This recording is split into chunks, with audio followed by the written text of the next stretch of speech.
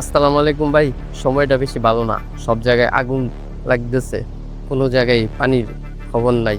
বিভিন্ন জায়গায় আগুনে জর্জরিত মানুষের লাখ, লাখ টাকা নষ্ট হইতেছে। আমরা সবাই কারে বিশ্বাস করতাম চাই?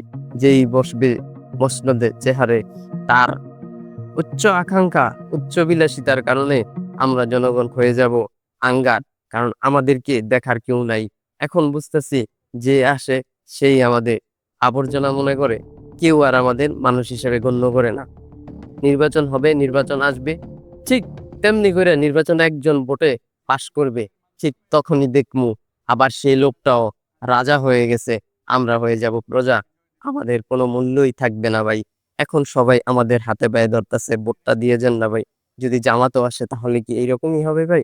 আমার মনে হয় না, বিশ্বাস হয় না। বিএনপি যদি আসে এরকম হবে, আমারও এটা মনে হয় না। আল্লাহ পাক ভালো জানে ভাই। কিন্তু একটাই প্রশ্ন রেখে যাই ভাই, বাংলাদেশ কি কখনোই ভালো হবে না? এই বাংলাদেশ আমরা কি সুন্দরভাবে বাঁচতে পারবো না?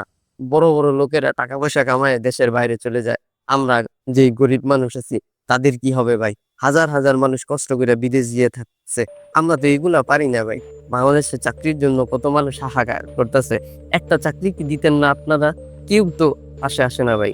তাহলে এই বাংলাদেশ নিয়ে আপনাদের ইচ্ছা কি?